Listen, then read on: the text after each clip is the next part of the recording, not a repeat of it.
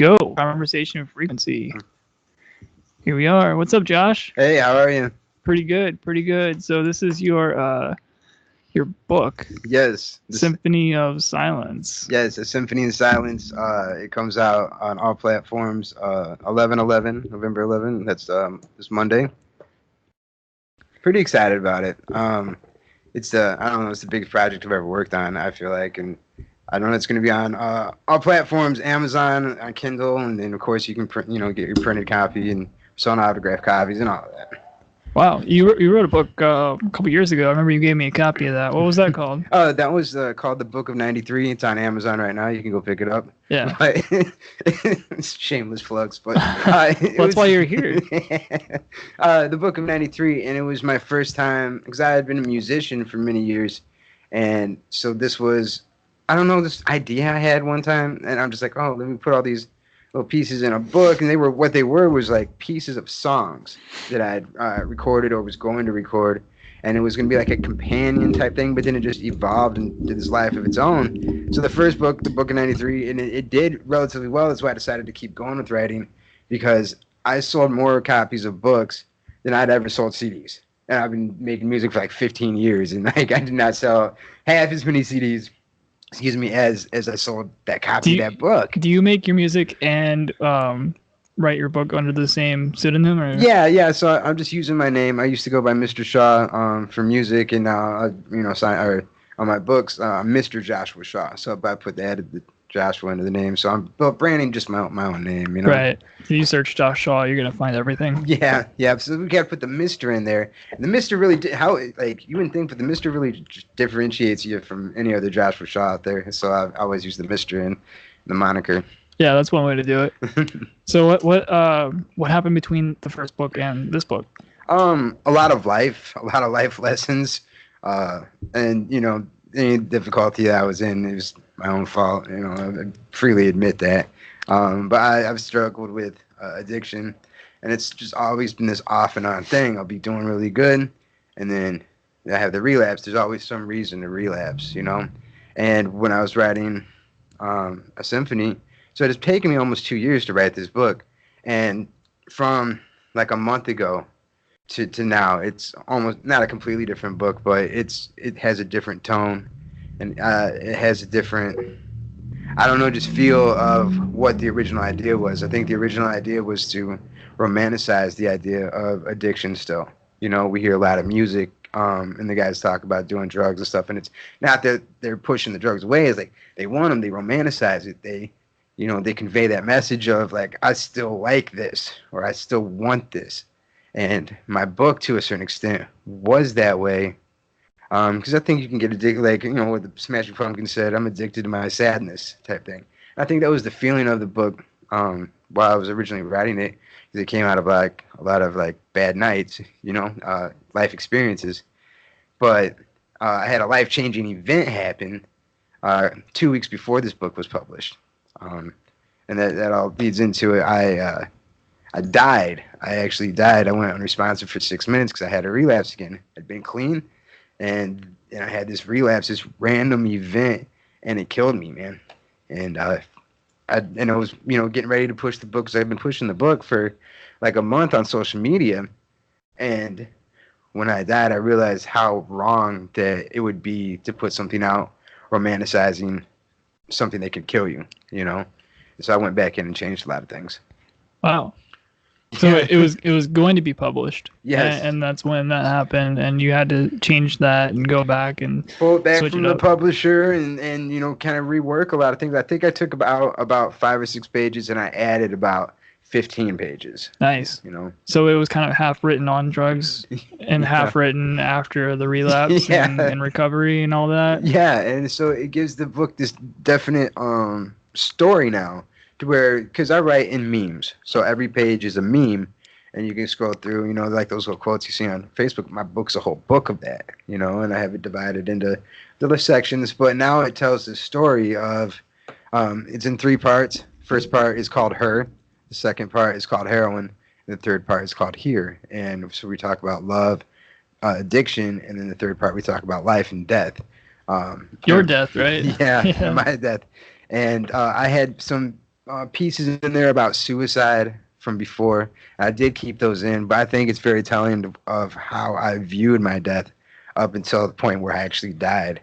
It's honestly crazy, and it sounds so basic, and to be like, oh, I had this big life changing event because of I came to face with my mortality, right? And so now my life's different, but I don't know how else to explain that I'm not the same person when I came back. I'm completely not the same person, and I haven't had a whole lot of chance to come to terms with everything. I keep kind of pretty busy, and I've had thoughts alone to myself to really think about my death and what that means. I know inherently that something's different. I'm a changed person. I know I wouldn't make the same choices again, But it's a crazy thing to say, be able to say, hey, I died. People can't. A lot of people can't say that, like, I died. So it's been crazy. It's been like the crazy last month, man. That's a unique experience for sure. What is addiction like? The monkey on your back thing. I mean, it's really like that. It's waking up and having to do something, but not because you want to, right? It's waking up to make sure that you're okay. Some people call it, getting a fix or getting well, but it's really like that because you're sick and you're controlled by something. You're being controlled against your will almost. And people say like, oh, addiction's a choice. Sure. We, get that. People make the choices to, do meth or heroin or whatever. They make those choices, but I don't think they're informed decisions. Now, everybody has the same life experiences leading up to the point where the option to do that drug is there, right? So, in one person's case, they might have seen what addiction will do to their uncle or grandma or something like that. So when the choice comes, they say no to it because, like, of course I don't want to do that. But there's other people that may not have seen that, and everybody's looking for something that fills a hole, I think, and people use substances for it. Some people use religion for it. I used opiates. That was my thing. Is I used opiates. I did a lot of pain pills, and then I graduated to doing heroin. It's a crazy life. Nobody wants it. I'll tell you that. Nobody wants it. Yeah, you were on Kratom for a long time. I do. I'm still on Kratom, and it's changed my life. It's given me my life back, and that's probably one of the reasons. Not probably, but it is one of the reasons why I died, because I'd been clean for so long, and that fentanyl killed me. I did what I would normally do. I even didn't do as much as I would normally do, and it killed me, man. So the Kratom is a tea leaf from Indonesia. If anybody out there doesn't know, it gets imported and it's completely legal. But people make it into a tea, or they take capsules and stuff like that, and it gives you the same effects as I like, more like Vicodin, but it fills that need, whatever I'm looking for. And then of course I have chronic pain too, so I take it for my pain, and it's giving my quality of life back. I'm still addicted to it, and I would just put the warning out there to anybody thinking about trying it or using it, supplementing it. I am addicted to it. My body has to have it, but that dose my body has to have is maybe 50 cents, 75 cents. I'm not going out and spending $20. So from that point of view, and it's more healthy for you, and you're not putting a needle in your arm or whatever it comes to. You're not living that addict lifestyle. Oh yeah, I would say I'm definitely addicted to it too. I'm a daily user, multiple times a day. I gotta have it. If I don't, I'm just like, fuck the world. Yeah. Fuck everything. I don't want to move. I don't want to get up. Like I had to drink. I had to borrow some. I asked my roommates if they had some soda, so I could take it. Yeah. Because I got to toss and wash. Yeah. Right. I ran out of water, and I had to go. I got to go to the store to get water, so I can take it. But I don't want to go to the store without it. Yeah. No. So I know. It's like that, and this is perfect. I mean, if you've gone through that, then that's what addiction's like, man. But instead of just being something simple, you can go at the gas station and get. It's usually a whole process to try to go get drugs. They're usually down in the city. Well, with Kratom, as long as you only do it a couple times a week, you're not going to get addicted to it. Yeah, you'll be all right. And I've been on it for about 2 years now, and those 2 years, like, I had my relapses, but it wasn't because I made the conscientious decision to go out and relapse. Like, it wasn't something like, this is what I'm going to do today. Yeah, it was something that I planned out and Went down the How did cave. that happen? Did you just end up in a dark place and decide, or were you like, all right, it's been long enough, it's time to treat myself with? It's a little bit of both of it. There's because we was really analyzing where this came from because I thought about it days beforehand. You know, and I knew who I could go to call, and like, I mean, it was just all these things. Is this while you were out of state? No, I was still in state. So this happened here in Florida. I'm down in the Orlando area now. So this happened in Florida. That story. I was getting a piece of shit. I was getting ready to go to work. You know, so like, you know, just do this at work. Yeah, well, help me get through my day. Yeah, kind of. It was that. I mean, we just got paid, and like, I'm paying a lot of other. My money's going out, right? I have a lot of bills to pay, and people are depending on me for a lot, right? And so my paychecks get given away basically to my family and whatever you know you do to pay and help people. So I took the $20 for myself. And I was like, oh, I'm going to go do this. This is mine. This is like a little treat for myself. And yeah, I don't know. I think it was stress. There was a couple factors. I don't have good coping skills. So, yeah, I know. That's something everybody could work on. I don't think you're alone on that one. Good. But don't go out and do drugs, guys. That's not the way to do it. No, do. But just don't do the wrong drugs for the wrong reasons. Oh, yeah. Oh, this is really good. What is this? Golden Cliff. Drinking Gold Cliff IPA, tropical pineapple. Thank you very much for the beer. That's not what that flavor is. That's pineapple. Yeah, I thought it was some sort of citrus, but I didn't catch the pineapple until I read it. Yeah, it's similar. I mean, pineapple and citrus are pretty much like. Yeah, I was thinking lemon lime for some reason. I don't know where I got that idea from. I think it's weird. Like a lot of times when you taste something and you don't have like that label that has the flavor on it, you don't know what the fuck it is. Like try eating jelly beans without looking at the little fucking sticker on the back and like comparing the color. Like what the fuck kind of like you got like licorice and coffee. You know those and cinnamon, but all the others, it's like is this cherry or is this strawberry? I don't know. When they got some crazy shit like key lime pie and stuff too, you know. So like you never know unless you look at the damn thing. Oh man, but then you could eat a whole handful like a psychopath. Like I don't care what flavor this is. Yeah, no, and it's only bad that Jelly Bellies are horrible to do that because they have, and it's the popcorn one. It's the popcorn, and that's just the one that always he thinks it's the best. I think it's the worst because you get it in there with like anything else, and it just ruins the whole mouthful of jelly beans. You know, that adds to it. You get a bunch of citrus and candy, and then all of a sudden, boom! There's coffee comes in there or something. I like going on the hunt for the cinnamon ones because there's two. Cinnamon? There's like a spicy cinnamon and a regular cinnamon, and I'll like, all right, is this red one? Is it cherry or is it cinnamon? Let's find out. Well, that's the other one I don't like is the cinnamon, man. I'll tell you what, we'll get together when we get our Jelly Bellies, and I'll give you all the ones that I don't like because they seem to be the ones you love. But it's hard to tell which one it is without comparing it. It is. I would get so mad. I don't know. My mother had bought me one time for like she sent this care package, but it had this huge thing of Jelly Bellies. I had the same fucking yep. My mom did the same thing for me, and I just finished them yesterday. Oh man, yep. I ate those for probably a week, man.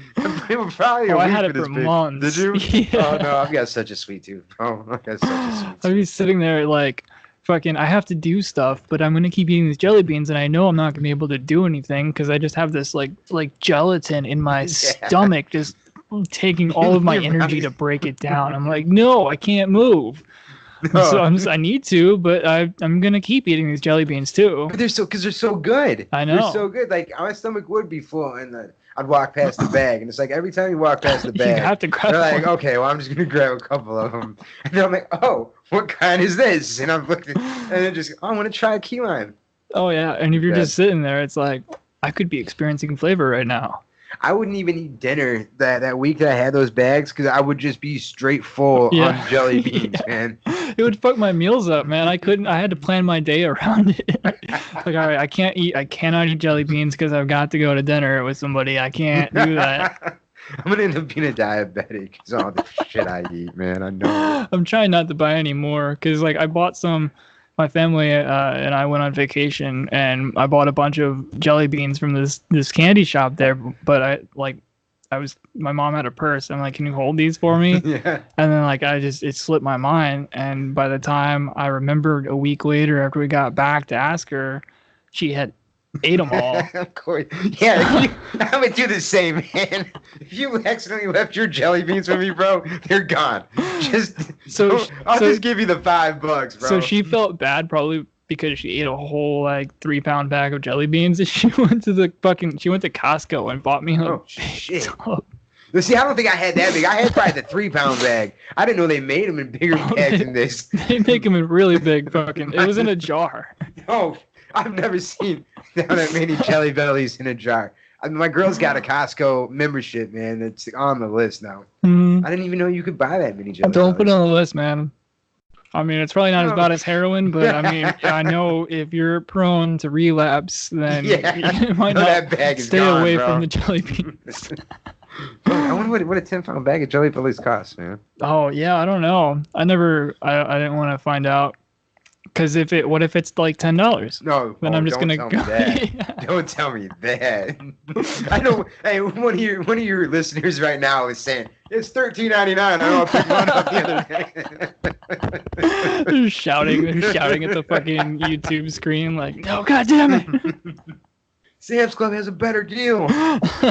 There's a lot of jelly bean experts out there. You call them jelly bellies? Jelly beans? Jelly bellies? Isn't that what the name of the brand is? Oh, I don't fucking know. I think they're called Jelly Bellies, but I don't call them. It's like a Band-Aid. Band-Aid is a brand name. It's a bandage. So I'm saying a brand. Yes, exactly. It's a band. It's like saying I'm gonna go out and buy some Heinz. Yes, well, you should only buy Heinz. Time for some Oscar Mayer. Heinz 57. This podcast sponsored by Heinz 57. Oh, not sponsored by them. Not yet. No, I mean, maybe. Heinz. Oh man, yeah. So the one of the last podcasts I did was with this guy. His name is Matt Cal. He was in this documentary called From Shock to Awe. Okay. And he was a military vet, and the VA threw him through the fucking ringer with all these because he had like severe PTSD. They gave him so many medications, and like there was a shot in the documentary of his medicine cabinet. It's just like overflowing with pill bottles.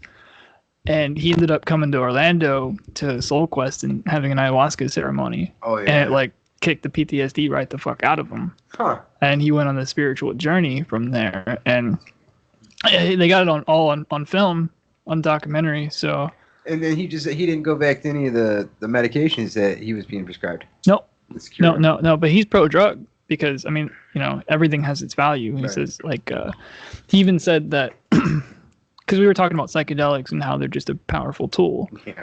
And he was saying that all drugs are a powerful tool. Heroin is, twice as strong as morphine. Yeah. And it's got its uses. Yeah. It's people misusing them and abusing them and everything. So he's an advocate for like legalizing all drugs. On the libertarian side too, like legalize everything. People should just use it in moderation type deal. Right. And tax it. He was saying that if all drugs are legal and accepted, then heroin's legal, but so is iboga. Right. And you can go to a facility and take this drug that's like really powerful, then it'll like kick the addiction right out of you. Like I'm gonna put this pop filter back on. No, and I've heard of that, like Ibogaine or whatever it's called. Ibogaine, yeah. I've heard of that before. I've been taking it in the ayahuasca. I've been actually really interested in my drug use history. I don't have that there, but I wanted to use it in like what you said, a ceremony. I don't remember what I was watching. Maybe it was on Vice or something. But I feel like there's somebody that went and did ayahuasca ceremony. Was it like Hamilton? Maybe Hamilton did it, the pharmacopoeia guy? I don't know. It was some documentary where they used the ayahuasca. And I was very interested. Like, he went off to, like, some village in, like, Mexico or Brazil or something. I mean, he did the whole trek. Yeah. He did something. Like, I mean, he went way the fuck above and beyond. But I think I would just be happy as making it, with my girl in the bedroom or something, But the idea is to have a shaman present. Is that what it is? Okay. Yeah. That's probably why he did it. Because they can kind of guide you and they're experienced with it. And they can kind of like tweak this or that or light up the tobacco and blow it in your face or give you some snus. Oh, yeah. They blow stuff up your nose. That's okay. Yeah, I don't know if they did that with Matt, but he just went to Soul Quest, which is here in Orlando. Okay. I mean, he lives in Colorado and he flew down here to do it. Oh wow. But he was on to promote the documentary, so he didn't really want to talk about. They made another documentary, him and a different team, where he actually went to South America. And man, what was? I actually have my notes from that podcast here. Soldiers of the Vine. is another documentary that he was in. I want to go and watch that one. Soldiers of Divine is in D-I-V? Of the vine. The Vine. Like because ayahuasca is a vine. Okay. Oh, okay. I didn't know that. Or if it's not ayahuasca, it's the other. The ibogaine or whatever. Yeah, the other ingredient in ayahuasca. Because there's ayahuasca and then there's something that is like it's a plant that contains DMT and the ayahuasca is the 5-MeO. No, it's the MAOI inhibitor that allows the DMT to be processed in the gut. See, that's what I was going to ask. If the ayahuasca, the main goal of that was to get the DMT. Yeah, the DMT is on another plant. The trippy shit's on the other plant. Ayahuasca, that for like the plant that has that name, is actually what allows the other psychedelic plant to be ingested. Oh, that makes more sense. Yeah, no, and that's one of the other things I haven't done is DMT, and I haven't either. Interested in doing that. Yeah, I mean that's. That out. I live with roommates. They're gonna walk by. My studio's out in the middle of everything. No, it's so cool though, man. You got such a professional setup, man. Yeah, it's cool. I'm trying to get rid of the pool table so I can just have the round table man, this pool table is what gives the whole thing character, man. Like, it takes up a lot of space. Yeah, but I don't know. I'm just talking shit. But, anyway, I think it's a cool fucking. Yeah, setup. no, it's definitely cool. I wouldn't have it any other way. Yeah. You know, and get rid of the pool table, obviously, but just set the round table up. How many? I'm sorry, I'm just getting for conversation piece because you guys don't see this. I put a little bit on my live video, but I mean, he's got like 6 different microphones set up. This might be his living room, but it sure is a professional looking setup, man. And how many people have you gotten at once out to do your podcast? At a time? Yeah. Oh, fuck, too many. Yeah. Okay. It's not good. No. One-on-one's best. It's not good. The more people, the harder it is to control. Everybody wants to talk at once. You get some guy going way off in left field on some shit. Yeah, and I only have 3 working microphones at the moment. Yeah. So you got 2 people passing the microphone back and forth, and somebody will just talk not on the microphone, and you can't fucking hear them. And it's like, say that again on the microphone. Move the microphone, and then you move it, and it's like all this fucking with sounds and stuff. People are out taking their walk in the morning to listen to your podcast, like. Yeah. Right. It gets hectic, and especially if you're hanging out with like 6 people, you're probably drinking too. Yeah. Oh yeah. So it gets. Yeah. It's hard to manage. A little loud, and I've only had 2 of these IPAs, and I'm like, oh hey, I'm just don't say anything. Oh, I don't know, 2, 3. Nice. I don't count. That's cool. Probably better that way. I haven't drank in a while, so I'm definitely lightweight right now. It's gonna be great. I'm really excited. No, I used to drink a lot. There's a point in my life, like I've done a lot of different things at different periods of times. Like I didn't hit all my like drug abuse, like boom, like together. Like there were phases. There was a time that I mean, you guys are gonna read it in the book anyway, but there's a time that I was into meth, and there was a time I was into heroin, and there was a time I was into pain pills, and there was a time I was into doing acid. There's a time when I was younger that I was into doing acid, and I did like acid straight for like 2 years of just summers. That's a like, you know, like we would do it every weekend. Just over the summer? Yeah, but we would do it over the summer. I had that. It was fall. It was always fall for me, and I would do it every weekend for 2 or 3 years. We were out in Chicago when I was doing it. I was like 19, 20, and we used to get acid, and they have forest preserves like in the city.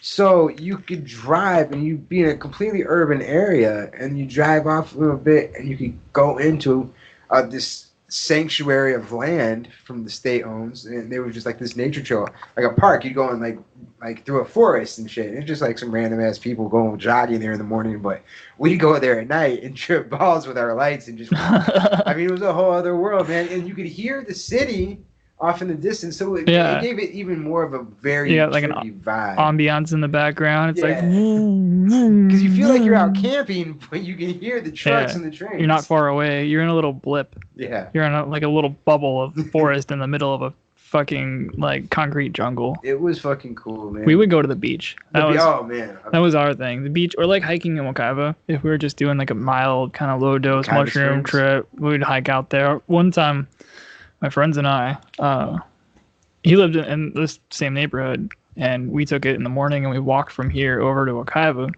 and walked the trails. And like I had just had a bad trip like about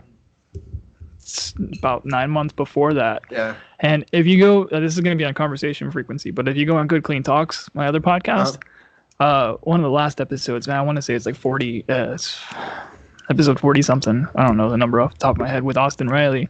He was one of the guys that I tripped with before the trip that I'm about to tell the story of. I just gotta set this. I gotta set the scene.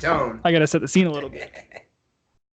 So I tripped with these fellows that I didn't really know too well, and it put me in a bad place. It fucked my head up. I can see that. It fucked my head up. I don't like to trip around people I don't know. It fucked my head up. Weird. People are weird. So I was like scared of acid. I was scared of people, scared of interaction, scared of myself. I was going crazy. I was like schizophrenic in my head for a while. Yeah, no, completely understandable. Yeah.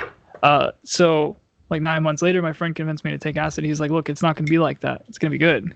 So we walk out there, and like the two friends I was with, they both went to the bathroom, and I didn't have to go. I'm standing out there, and there's like a blue sky, and like this bird flies across the horizon, no clouds around at all, and it's like, I'm healed. I'm better now. It's all good. And it was great. It was a really good trip. Psychedelics give me a lot of anxiety when they're first coming on. To come up? Yeah. Holy fuck, bro. There's times like I have to shut my phone off. I can't even fuck with Facebook. I can't even handle scrolling through and see what people are into. Like, you know what I mean? I just can't even handle, like, why are they posting that? What are they doing? Like, there's too many questions. So I have to shut my phone off. And I always feel like the vibration from the phone, but I can see it in lights. Like, you know, like the technology is pulsing and radiating and shit. There was one time that I was down in Georgia, and I'd been there for about a couple months. And I just had got my I used to grow mushrooms. Anyway, but I had taken like a handful of mushrooms one Halloween, and I went out for a walk to go up to the gas station. I like to walk on psychedelics. It's a good thing to do. Yeah, I like to go see the world, man. I can't just sit in there and like try to watch a movie or something. People that want to sit down and watch a movie. I can't watch things. Dude, somebody wants to sit down and watch a movie on psychedelics, you're basic. You're a basic You're doing bitch. it wrong, bro. Yeah, you're a basic bitch, bro. Go outside. Play some hacky sack. Yeah, something.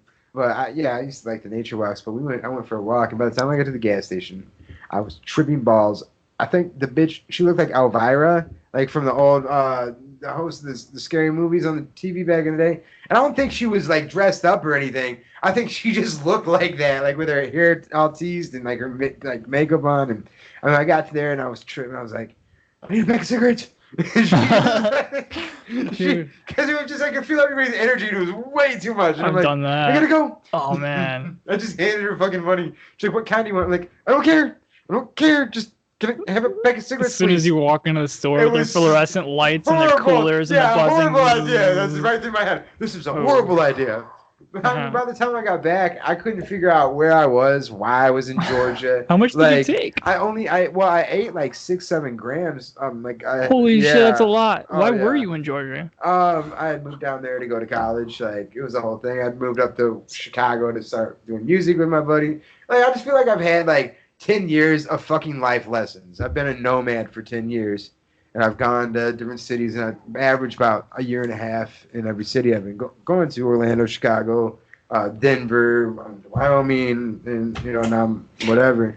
But I did in Georgia, another time in Georgia. I just did that for like almost 10 years, man. I don't know. I just went and introduced myself as I was a musician at the time, and made good connections and met people. And I don't know what I was doing. I gotta tell you, I didn't know what I was doing. I was following a dream, but I just went everywhere, man. I was a nomad. Like, I don't know how I had lost my family and my kids, and so I just went and became a nomad. I didn't really have a home. I'm from everywhere. That's how I was saying things. I was like, how were you traveling? Were you driving or were you? No, I would go. I didn't usually have friends in these towns because I'd lived there previously in my life, and we'd make plans to go to try to do something big. Like the one guy in Denver, we made plans to do a concert promotion company, and my buddy in Chicago, we were going to do music, and like a lot of these plans failed.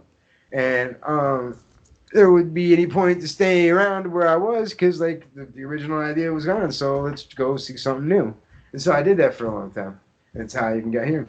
But yeah, I don't know, I just went out and I wanted to see things. I wanted to make good connections with people. I wanted life experiences. I didn't know that's what I wanted at that time. Oh yeah. But all those life experiences over the last 10 years brought me to writing this book. And so I really feel like the culmination of the past 10 years of my fucking life is wrapped inside of this book. And so it means a lot to me.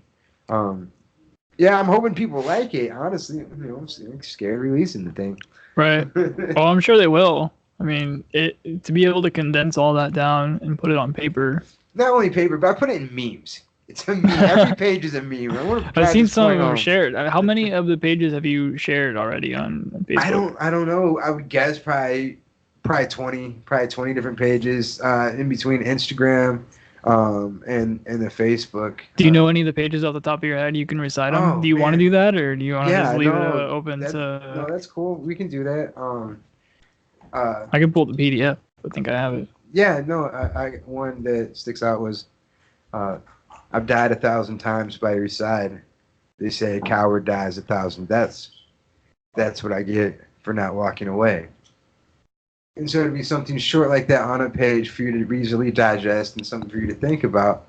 And these pages follow a story, but you could absolutely open standalone. Yeah, and that's what they are. And I'll screenshot a page from the book and I'll share it in the morning as a meme. So what does that quote mean to you? Or is it one of those artist things where it's like, oh, you got to figure it out for yourself, man? I mean, it really, I think, like, there's so many times that I've been in a relationship and it really comes from, like, being hidden. I don't know if anybody's out there has, like, been kind of hidden from your significant other, you know, or whatever. And, like, anytime that happens, like, you just feel like a piece of you is dead, man.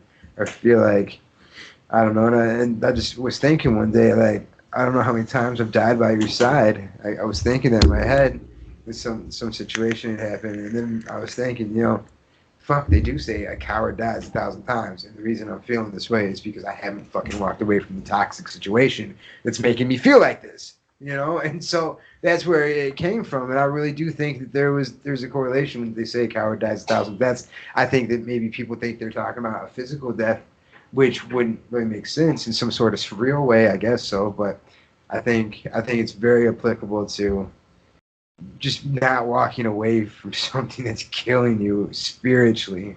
Yeah, you know? It's important. You can't let that keep bringing you down. They say what you allow will continue. Oh yeah, and then you put up those boundaries, and everybody's like, "Oh!" Yeah, all of a sudden everybody's gone. Yep, you're the asshole. You're the asshole. It's funny how that works out. Yeah, no, it is, man. But it's all right though, because it's like you're down toxic people. People that are like, people will wear you down a little bit, and you have a lot of people that wear you down a little bit around. You realize, like, okay, I'm stuck in a hole. I'm in a rut. You know, I go hang out with these people, but I always end up feeling shitty doing it. I'm in a bad place. It's affecting me. It's the psychic vampires. It really is. And like, one by one, like, you put up those non-negotiable boundaries, and they just take the natural distance. They get away, and then you're on a different path, and it kind of brings about a little bit more light to your life, even though, you know, there might be a rough transition. Right, that change period is real sad. I'm kind of going through something very similar. That's why, you know, a lot of the stuff I said, I've been writing the book for 2 years, but I mean, a lot of the stuff that I was added, those came from the last few months. You know, that came, and I'm not just talking about the part where I died and was like, had to come to Jesus moment, as it were. You know, that people have, you know, I guess anybody would have if they died, unless you're a fucking real asshole. But I think if you die and it was because of some bad choices you were made, you're a faggot. I'm not like a sucking dick thing or whatever. I'm sorry, I probably can't even talk like that. You can't call things gay anymore. No, you can't. No, but I'm just saying you're an idiot. It doesn't mean fags are idiots. See, this fucking 2019, man. It's gay. Look, that shit is gay and retarded. Yeah, it's so. I mean, if you have a moment like this where you die, man, you got to come back and change everything about it, like, 'cause it's your second chance. If you keep doing the same shit, like, then what was the point of even being saved? You're gonna keep ending up in the same situation. Yeah, like, I wouldn't play. When I look at addiction now, and people say like, "Oh, well, you said you're gonna quit before. You said you're gonna quit before." You know. Well, I did.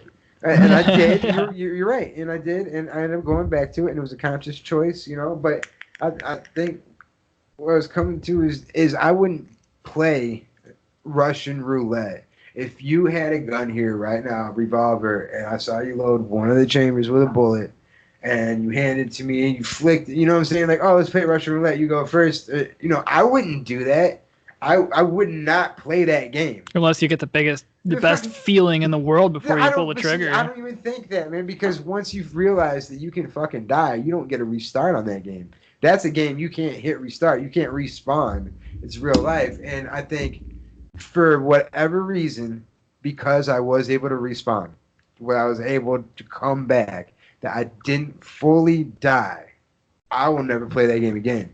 And that's how I look at getting high on opiates. But I mean, any of the intravenous drug use, you know, I look at all of it as picking up a gun, and this shit might kill me, you know. Mm-hmm. And there's no way to explain that to somebody. That's what's changed. And then you don't even want to tell people like, oh no, I've had this crazy life-changing moment, because it just sounds like bullshit. It sounds basic. It sounds like something anybody would say. And people don't want to hear it. No, yeah, and exactly. I'd rather just show it to you, you know. Oh yeah, show it to yourself first. Exactly, man. That's how it's got to be. I know it in my heart. It's one of these things that it doesn't cause me any anxiety when I think about. It's like this knowing, like that you know your birthday is on, you know, whatever day it is. This is one of the things that I just know, and like it's not going to be rewritten. Like I can't do this. Yeah, I can't do it. I can't. It doesn't matter. I don't care. You know, I don't care what the situation is. I'm not going to be doing it again. And that's the point I was trying to make with this book and doing the rewrite. And like I had romanticized the idea of my death by heroin for so long that it happened. It legit happened. You literally died. I literally died. Yeah, I was unresponsive for 6 minutes. I'd gotten high in the bathroom before work. I'd gotten out of the shower and did my thing. And so did you go to work and it happened at work? No, it happened before I went to work. I couldn't even get there. What it happened? I guess the girl I was with, her name is Spring. She is a registered nurse and shit. We've been dating and stuff like that. You know, she's my fiance. Anyway, she's upset with me. She's upset with me because I did this. Because that's part of the relationship. Like, I'm not supposed to go out and get high. Like, it's kind of like part of the deal. And I reneged on that deal. Like, there's no two ways to explain it. I fucked up. And I did it behind her back. And she says that she heard me scream or yell. She didn't say scream. She said yell. She heard me yelling. But I got to tell you, from the point where I used the needle in my hand to the point where paramedics were slapping me in the face, it happened like that. But in reality, it had been over 20 minutes from the initial, and I had the door locked. So I'm lucky she got to me. Had she not heard me come in and like the door was locked and they got the door in and she started doing chest compressions and she started breathing for me, because she said when she saw me, my lips and my fingertips were blue. Like I was dead. And she's the one that revived you? Yeah, she's the one she saved my life. Did you have paramedics? Yeah, paramedics did end up coming in. They were the ones that brought me back. So she kept my heart beating and she gave me her breath until the paramedics arrived on the scene. Wow. And they administered Narcan through my nose, and so I wake back up. I'm just getting like they're slapping me, you know. They're trying to catch, and I could hear something about he's breathing. And I'm fading back in. And I see these paramedics, and it's starting to come back to me, right? So I'm like, there was a point where it hit me that was like, oh, fuck, yeah, right? Because like I'm supposed to be going to work, you know, like nobody's supposed to be knowing I'm getting high again, like, and it was just a relapse, right? Was it just one time? Yeah, it was literally just supposed to be this like, and it killed you. Yeah. Okay, that is really lucky because a lot of times people relapse and go back to their old dose and just fucking and that's what happened. So I mean, if you were an ex-opiate addict, I just gotta implore you, man. Like, don't play Russian roulette. You will fucking die. Like, Kratom is good. Yeah, Kratom. Ibogaine. Kratom, and yeah, if you can do any of those ceremonies, like I would be interested in one of those ceremonies. You know, just because of like I battled addiction. I was like 19, man. We need more acceptance because these things get demonized. People are like, "Oh, you dirty heroin addict, just don't do drugs." Well, they don't want to talk about it, right? So somebody that might be struggling with that, it might have came on through Vicodin, their doctor. You know, that's how I ended up getting hooked up. Oh, yeah. It's from my doctor. The and then they pharmaceutical companies are the worst. They cut me off, and I went to look for it on the street. And that's how it goes. It is. And my story isn't different from, you know, thousands and thousands of people. And when I talk about the book, I say, you know, it's thoughts about love and drugs and death set to the scene of the American opiate epidemic. You know, and I think those three topics. I think I would venture to say that everybody in America knows someone affected by the opiate epidemic. It's an epidemic. So I decided to write about that, and I wanted to maybe talk some sense into somebody. I mean, you don't have to admit it that you're like me or whatever, but you know in the back of your head, man, if you're fucking up and you're doing opiates and shit, I mean, it's not heroin anymore, guys. It's not heroin. It's fentanyl, and it can't kill you. And I heard it on the news all the time.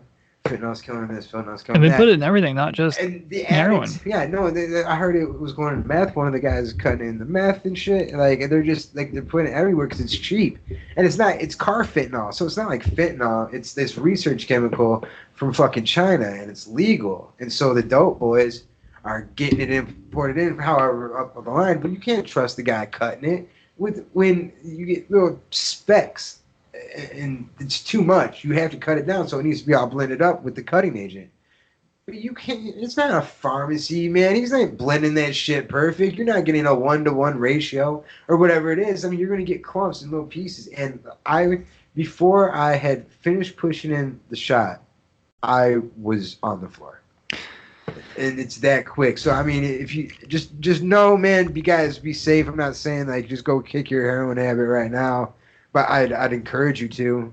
I would just don't buy heroin. It's not heroin anymore. It's not heroin anymore. If drugs were legal, and you could go to a facility to make that conscious decision to relapse, fuck it, I'm gonna go and take heroin. Why not? Right? Would you go there? Would you do it, or would you do it in your own house? No, I personally, I don't think my love affair is over with this drug. It's just done. Would you have? Yeah, I mean, I don't even. Fuck, I don't want to say that to like encourage people. I want to encourage people. I still think that. Well, what I'm getting at is that if it was legal and you could go someplace and get it administered to you, I think that would be a great thing. Because doctors could watch out for you and make sure that you're not going to overdose. And Narcan, if it was more available and you can get it for free and have it on hand. And I'll shout out to the Denver. The Denver has a needle exchange program, and they hand out vials of Narcan. They give out vials of Narcan. And they don't have as many deaths, do they? No, they don't, and they don't have a needle problem around their city because the addicts don't throw the needles on the ground because you can take them down to the needle exchange every day. Get a new one. And you get bags of new ones because they encourage you to hand them out to people, and it really cuts down on the diseases. You know what I mean? And it's cleaner for the people that are making bad choices. You know, it's bad choices. But I'm not going to sit there and act like that there's anything moral about if there was a more responsible way that the law could handle these bad decisions that people are going to make anyway, we would have a lot less of a problem, a lot less of an epidemic. I feel like Canada or something has like injection sites where you can go in and a nurse will either like supervise you, and they're probably not a nurse. And you can go back every day if you want. Yeah, exactly. And they say that because they provide counseling. I don't. Is it Canada? I meant to look. I don't remember where it was. I meant to look it up after my last podcast because I brought this up with Matt Cal from Shock to Awe. Yeah. There's a place. There's some country that does that. It's Canada or maybe Amsterdam or something. It's probably Canada. Canada sounds like they're pretty fucking gangster up there. And they do counseling. Like you got to come in, but if you come in a lot, or I don't know how exactly it works, but they do counseling. So you come in, you get administered the heroin. I don't know if the doctor gives it to you, you give it to yourself, but you got to take your dose there, and then you can go off and go to work or do what you're gonna do. And because they do the counseling, they say that their numbers of people that come back, they've got like X amount of visits, and there's only a small percentage that keep going back their whole lives. Really? Yeah, but people stop using because they have the counseling. They're trying to fill a void, so they're going there, they're getting their drug, but they're also talking to somebody about the problems that actually cares about the outcome of the situation and knows how to talk to somebody in that situation. And it's a loving approach and not this how did Matt put it on the last podcast? Go back and listen to the one a conversation frequency number 1 from Shock to Awe with Matt Cal. You just posted that. Yeah, he he was saying that we have this like demonizing, we look down on the people that do drugs, but if we had more acceptance, even for the people that were, you know, fucking like crazy heroin addicts that've been on it for years, that just aren't doing anything, if we looked at them with love and care, it would be a better world, because those people need that more than anything. I agree there that you mentioned the demonizing, and it made it scary to tell my story because of that. Because now, I mean, it was such a big thing that happened, and like dying, and like I didn't want to. Right when it first happened, I was scared. I didn't want my grandparents to know. You know, I didn't want my boss to know. Like, because now it's like, you know, your dirty laundry's out there. Like, oh shit, Josh fucking went and relapsed and shot heroin. Great, we got a great guy right here. You know, and it really made it. You know, and I had to own up to it. And, you know, Face the Music, and I was straight with my employer. Because, I mean, I got Marchman acted. If you guys don't know what that is, Marchman Act, after the overdose, they kept me for 7 days. They kept me for X amount of days at the hospital until they medically cleared me, and they put me into a detox. And basically what it is your court ordered, your state ordered, you're held at gunpoint. Other way to explain it, you're held at gunpoint. You can't leave for X amount of days until you get detoxed, right? And that's something that Florida does. It's like a Baker Act, but it's for substance abuse. And I am glad. I'm glad that somebody, because after I was still mad in the hospital, after literally just found out I died, I knew I had 2 more bags at the house, and I wanted to go back and get high because they hit me with the Narcan, so I didn't feel anything. And this is how sick my thinking was, though. To explain it, that's how I just died, and I didn't care. I wanted to go try to get high because I wasn't high, right? And so this is this addict thinking. So there was a lot going on right there with that. I'm very grateful to have the opportunity to actually release this book. My family should have been planning a wedding, or fucking a wedding. I'm getting married in March. Oh yeah, I'm getting married in March. But congratulations. Thank you. But I should have been planning a funeral, you know, instead of putting off this book and being sitting here on a podcast and stuff like that. And I don't want anybody to think that I don't know how blessed I am to be able to have this opportunity. And that's why it was really important for me to pull the book back from the publisher and change it and say, because I can't sit there in good conscience and make it sound like I romanticize the idea of doing drugs, especially fucking heroin.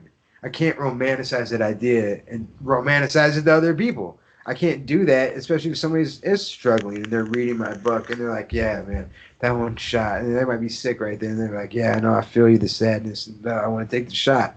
Right? Because of my book. I can't lead people back to that road because I wanted to write it and I wanted it to be raw about the things that I experienced. But I'm definitely trying to tap someone on the shoulder and be like, hey, man, like, that shit's real. Like, fentanyl really is killing people. Yeah. And I really fucking died, and I'm lucky. If my girl stays with me, I'll be lucky. If my family supports me always, you know, they'll always be with me. But I know I disappointed them. I thought everybody would be mad at me. You know, I told my employer. And I was scared the whole time because I had been doing good. I had been clean. And I think that's another thing that addicts go through is once we fuck up, then the guilt of it sets in, and then we're like, well, fuck, you can't go out and seek help because then everybody will know you fucked up, right? So we don't choose to seek help, and we want to keep trying to hide it. We keep trying to and everybody knows, man. Everybody knows you're fucking up. If you're getting high and it's more than one time and you're doing it here and there, trust me, the people around you know. Oh, they yeah. fucking know. We know. Okay? You're not lying to anybody but yourself. You're on drugs. We know. You can deny it all you want, but we know you're on drugs. It's just better to be open. What I've found in life, man, not speaking this to anybody listening to this, just struggling with any type of addiction. If you can just be open and honest with your family and not do any fucking drastic shit to fuck their lives up, they'll probably stay with you through all of it and get you to the point where you help. You know, if you don't do any drastic things. Yeah, Yeah, don't rob your mom and shit, man. You know, like, yeah, I don't know. I've seen friends do it. No, I know it happens, and I've taken things from my parents at my low points. For drugs? I've used their credit cards and shit. Like, For drugs? Yeah, and sent a PayPal, you know, to myself from their shit like that. You know, you're like, oh well, they can handle it, but fucking, you know, if you just hit grandma's fucking, I don't know, life insurance money, you know, from your parents or something like that, like.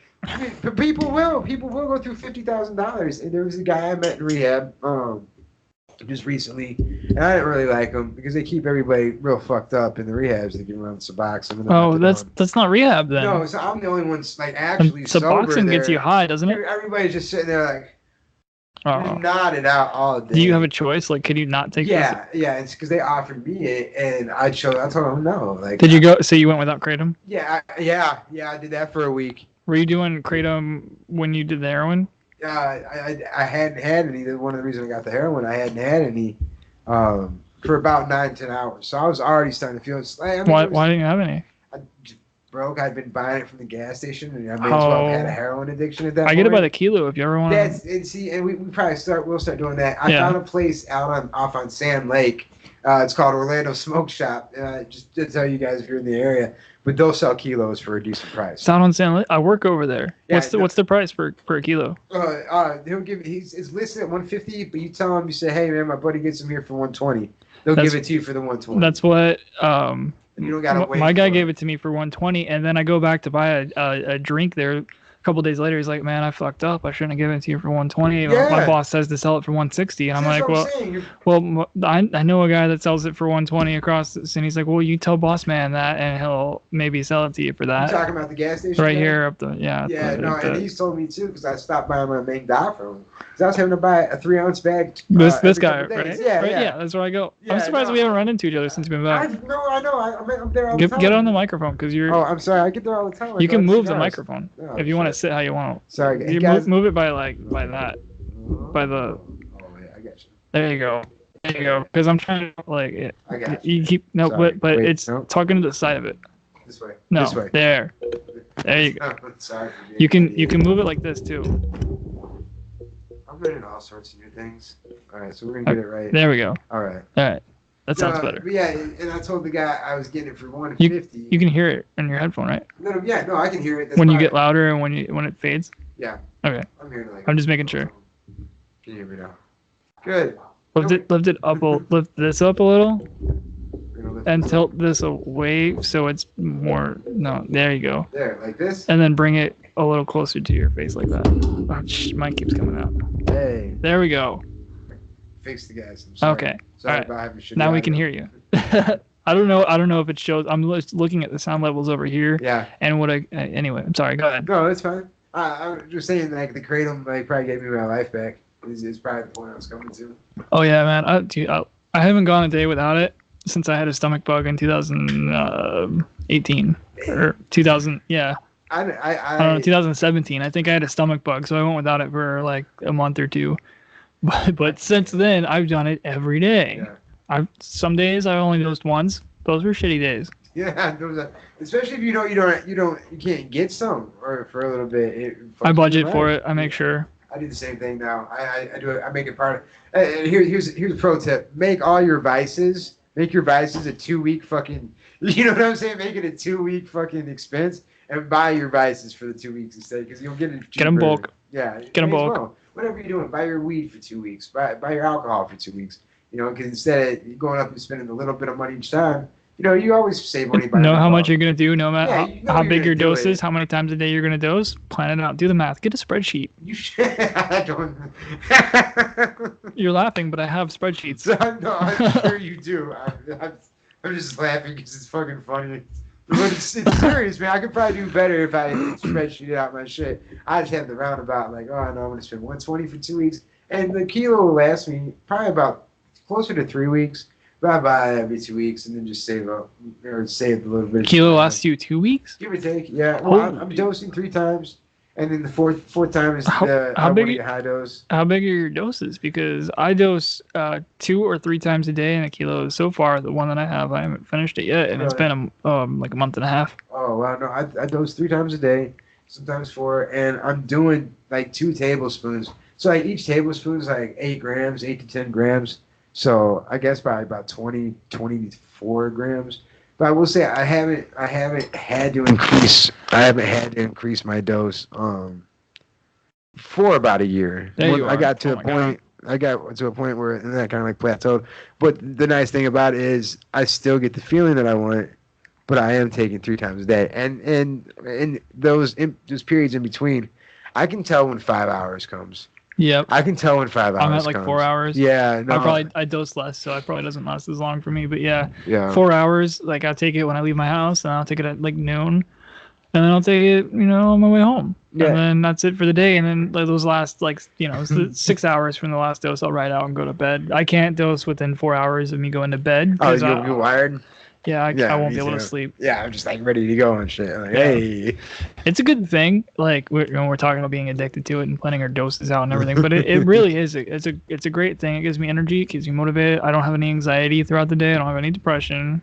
It's great. It's a wonderful fucking thing. It makes me happy. Like it gives me my life some sort of value and happiness to where like I was searching for these things in other substances, right? Like I like the euphoria, but I also there's no impairment. You don't get impaired. Your motor functions are there. You want your hand to go here, your hand goes there. It's not like being drunk. It's not like being high where you forget things. You're just even fucking on pain good. pills. Even on pain pills, you're more fucked up than you would be on this stuff, but you still get the superficial feeling of all of it, and that's what's amazing about it. It acts on the brain on the same, like, whereas the opioids like wrap around the receptors, kratom touches it and dances around the top. See, I've never had anybody explain it that way. That's fucking cool, because I've tell people, because when I was in the detox like this recently, I'm telling these guys, because they're all in there on opiates, man. Like, hey man, kratom's a thing. Yeah, I was letting them know, and I was trying to tell them, like, bro, it'll give you what you're looking for. That's exactly it. I liked it for the times I've been doing it for the last years. I still would rather do, if I had a choice between like doing like real heroin or fucking kratom, I would pick the kratom, especially now. But that's why I'm saying my relapse really fucks with me, because I was satisfied. Was it cheaper to get the heroin than it was the kratom? No, it didn't even have anything to do with it. It was almost wouldn't be like a celebration of some sort, or a treat for myself, and it really was that. That's what it came down to. The kratom is definitely cheaper, especially buying the kilos. About 120 is a standard good price for a kilo. But like when I didn't have enough money to spend $120, I would have to hustle up $20-$25 to go down to the gas station every couple of days, and literally every 2 days. And I was spending $25. You add that shit up for 14 days, like, holy fuck, man! I spent a lot of money on kratom. That's why you gotta do the kilos. You may as well be addicted to dope. I'll show you I'll show you my spreadsheet after this. I want to do a spreadsheet. I can I'll copy and paste it so I can edit it and show you. Yeah. Like, if you buy your bag if you buy 8 ounces, and for the price $50 for 8 ounces, what it takes the price per ounce to, and what it takes the amount you're spending a month to.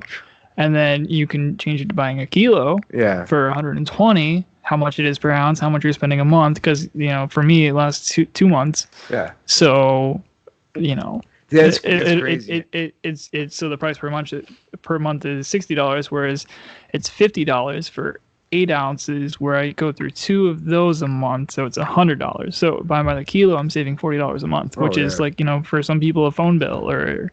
No, $40 ain't nothing to joke about, man. Like when it's a monthly expense, it's not. For real, man. And if you're buying by the ounce or the 3 ounce bags, no, yeah, I went $1,000 probably in 2 months. Easy. Racked it up on my credit card, because I just couldn't, and I couldn't wait. I was only getting a little bit at a time, or getting little limits at a time and stuff like that, and I couldn't wait, because I needed to get through the days. I couldn't order from the guy I knew out in Wyoming, which is Capital Kratom. Here's a plug for that. Capital Kratom out there in Cody, Wyoming. You want another one of these? Yeah, I'll take that. You want pineapple one or one of the ones before? Yeah. Does not matter to me. I'm pretty easy about my beer, man. I'm gonna take this one because sure. Yeah. I'm just happy. I'm just happy to get a beer for free, man. Right. I don't have. These are buy one get one. Oh shit. I really don't have a whole lot in my budget for alcohol right now, but they were buy one get one for the 6-pack, so fucking $5 a 6-pack. Hell yeah. I don't know if I can do this. Sorry, I'm gonna see how impaired I am. toss you my keys. There's probably a way to do this. There's definitely probably a way to do it. I got one of these old school people on cameras. I got one of these old school fucking like can openers, but it doesn't have that. Yeah, do it on the bottom between the open them. There you go. I think that'll do it on camera so we can see. Yeah. Load it up. There we go. I don't want the thing to go. Hey, yeah. We fucking did it. You guys can put it through this little piece right here, and everybody already knows. Oh yeah. I'm just a retard. A lot of people have those can openers. They have a bottle opener on them. Right, and that's what I was looking for when you handed it to me. And I'm like, oh shit. I don't know, man. I'm kind of buzzed right now. This is fucking. Cheers. Cheers, man. This is Gold Cliff IPA. Halfway across. I'm dumping all over your table and your equipment, and you'd hate camera to camera, bro. We don't have to shit. How do I do this? Oh, bing. That's fucking cool, man. Camera to camera. That's good shit, man. Oh man. I would hate to spill it all over this nice equipment you got, and you'd never invite me back, and fucking. Dude, I've had I spilled some shit on one of the Good Clean Talks podcasts way back in the day when I was first starting out, but like a year or two in. Good Clean Talks, everybody, by the way. It's strictly podcast, strictly audio. Goodcleantalks.com. It's where I was learning the first episodes anyway. The first like 30 episodes I was learning, getting in the groove, and then everything past that. It's all fun. Yeah. It's all good shit. A lot of it I got really wasted for. But it's more talking with friends. Like with this podcast, it's geared more towards like somewhat of a message. Yeah. It's seeming to be like drug themed at the moment. Yeah, no, I'm sorry about that, guys. It's only episode 2 or 3 right now. Oh, I'm sorry. 4 or 5. I don't know. We'll see. And I'm just the most degenerate guest you have on. Great. No. So far, yes, but no. It's okay. It happens a lot. Well, one of the Good Clean Talks episodes never got posted because we spilt a fucking like Long Island iced tea on my fucking MacBook. Oh shit. It sucks. That's alcohol abuse. Lost it. It fried everything. I had to take it to the iFix Your Eye place, and I got a new hard drive out of it for virtually the same price for the repair, like almost for free, pretty much. So I think I put $200 into fucking fixing my laptop, but I never got that podcast back. But oh man, it was probably a shitty one. We were drunk enough. We were drunk enough to spill things on the fucking computer. It probably wasn't worth listening to. In your head, it's like that's the one that got away. That was the one that was gonna. I've got a few of those that got away, or a few of them that started out really good, and then I got drunk, and my friends got drunk, and I don't know. It went off the rails. We said some fucking offensive things that I won't repeat. That's like I'm not posting that. No, I hear you. I feel bad about the gay comments. Now look like some fucking homophobe or something, you know? Oh man, fucking 2019, man. Man, I think it was like more towards the start of 2015 when it started. Oh yeah, so like 2017. It's like it can't get any worse, can it? No, it can. It did. You couldn't even watch an Eddie Murphy. You couldn't watch an Eddie Murphy stand up from the 80s now. Holy shit, man! If anybody, one of those social justice warriors, turned on one of his things, bro, go back and watch Ace Ventura. Where the main guy was a cross-dress, is a transgender folk, and I forgot about that. Tucks his junk in, and then the people were throwing up because she made out with everybody and stuff. No, people were sick, right? They were throwing up because they were like, oh, she's a guy. You get the plug right in his face, man. And now today that shit wouldn't fly. Oh yeah, no, you could not do that now. No disrespect to transgender people at all. But do whatever you want, man. It's just don't bother me. Times are changing. It really is, man. The age of censorship is upon us. And everybody's got an opinion. And it's just like, shit. Yeah. You gotta watch what you say. I have no problem with gay men. I don't want to date you, but that's just like a personal preference. You know what I mean? Like my cousins are gay, and like I had a lot of gay friends growing up. My buddy Gary Bellings, shit like that. So shout out to Gary Bellings. Shout out or call out. Fuck, man. No, Gary was a cool motherfucker, man. He was a good dude, but you can tell the progression of drinks throughout the podcast. Oh yeah, we are an hour in. Like, all right, well, I'm pretty. I haven't drank in forever, man. Like, I haven't drank in forever. I wasn't really a big drinker. Like I said, there was a time in my life that I did drink. When I was down in Atlanta, I drank a lot. Like, I drank a lot. But what happened with your move to Wyoming? I went out there to Wyoming, and because I had met a girl, we did the long distance thing. She'd actually got interested in me because of my last book, The Book of 93, which is on Amazon. You can go ahead and check that out right Book now. of 93? Yeah, The Book of 93. Book of 93. The Book of 93. And Amazon? And it's on Mr. Amazon. Mr. Josh Shaw, Book of 93? Yeah, it's Mr. Joshua Shaw. You guys can find that. And then hopefully tonight after midnight, I say hopefully, but I mean, I'm serious. Tonight after midnight, like my new book, A Symphony of Silence, will be out on Amazon.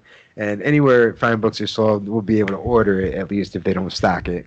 So, I mean, if you just love Walden Books or Barnes & Noble or something, you can go there and pick up the book. It'll be you probably gotta order it. Yeah, you'd have to special order it, but then I'm sure they offer. I don't know how the ebook works. I think I signed exclusively with Kindle on the ebook, so I think you have to have an Amazon Kindle. But if you wanted to actually order the printed copy, you could go to Barnes & Noble or Walden Books and get that copy. Right on. Hell yeah, check out his book, both books. But that's how I went to Wyoming. Started this conversation with a girl. This girl saved my life, actually. Her name is Spring DeGrotto. She's a beautiful woman, and I don't deserve it. And fucking, that's how I went to Wyoming. I went out there for a year, and then I came down here because it just wasn't. There's not a lot going on out in Wyoming. Just not a lot. It's a beautiful. If I was retired, I would go out there and live. But I've got some moves to make. Is she the one that found you? Yeah, she's the one that found me. So she came down here with you. Yeah, I brought her down. We hadn't seen each other in like a month and a half or something like that. Oh man! And I brought her down here and I proposed to her. I proposed to her on Friday the 13th. We met on a Friday the 13th, 2 years prior. Oh, cool. And I proposed on a Friday the 13th. It happened to be the same time she was in town, and because I knew I didn't want to let her go. As soon as she got down here, as soon as I fucking got her down here, I didn't want her to go, and she said yes, and she went and sold everything that she owns and moved down to Florida. Holy shit! Yeah, I know it was a big move for her. And then, so for me to go and do the relapse, like, it was a big deal. It was a big fucking deal, and I probably embarrassed her, and I probably broke her heart for real. Yeah, not probably, but like those things happen, and it's hard for me to admit. I didn't hold up to my end of the bargain after she just sold everything and came down here. So I mean, there's a little bit of a weight on my shoulders about that. How long ago is all this from now? This is about 2.5 weeks. So my overdose was October 19. Oh wow! And so we're at the 11th of November now. So I mean, this is real raw. This is real new, and there's a lot of stuff up in the air, like the engagement. We're still deciding what to do with that. When I say we, I mean her. You know what you want. Yeah, no, for sure. And it's hard to try to convince somebody like, oh no, I'm different now, right? Nobody wants to hear that shit. Like you thought about that same shit when I just said it, and people don't even know me are saying that shit. They're like, this motherfucker. You know what I mean? So I get it. Like I get it. How are you getting your kratom up in Wyoming? Not to change the subject. From Capital Kratom. There's a guy named Justin LeBlanc. I used to wholesale kratom when I lived down here. I had 321 Kratom Company. And so there was a guy out in Wyoming doing the same thing, importing directly from Thailand. And so he gave me good deals. He gave me like $80-$90 a kilo. And it kept me okay out there in Wyoming, And so it was weird from going. It's a good deal. Oh no, he was getting like 40-50 kilos at a time. Now he's actually got his real cool. I've been following his progression online. He's got his own like an in-store shop now. So it's Capital Kratom out in Cody, Wyoming, where coincidentally that's where Kanye West just moved to. Wait. So you were ordering from Wyoming when you were here? No, I was ordering from Thailand when I was here, and then when I went out there, I started ordering. I found a guy actually in Wyoming, and he has a little business. And he was doing what I did, Oh. But now he's got a store because he ran through the same problems I ran into with like payment processing. So you tried to set up a kratom business. I did. And you were selling. I mean, I remember getting 30 grams for $10. 50. I used to sell 50 grams for $10. At the time, I think market has dropped since then, but at the time it was a steal. It was a really good deal, and it was quality kratom, and you got different strains, so it was like different greens, like Hulu is still my favorite. I haven't come across it since. That's crazy. No, I used to get different strains. They would send me this list. I would order directly from Thailand and Indonesia. I had 2 different suppliers out there, and like it was so crazy. They message you on the WhatsApp app, and like they just being like, not huts, but they're not like houses like this. They're sort of like not finished structures. Yeah, they're living in little cottages. Yeah, they really are, man. But they got the internet. Yeah, man, and they're fucking doing business. They got banks and processing payments. They got PayPal accounts. I mean, they're rocking it, man. I can't understand a goddamn word they just say half the time, but they can speak enough English that it's okay. You can't call them on the phone, like that ain't going to go nowhere, because they're probably using Google Translate, and shit. Yeah. But like through WhatsApp, they do business fine, and I'm sure there are scammers out there. I was blessed not to ever run into one, but they want you to send the money first. You got to send the money first, man. How'd you find them? Man, I don't even remember exactly what my. I had a bunch of people because I tagged Kratom on my Instagram. Yeah, no, I think that's how they found me. They're searching hashtags.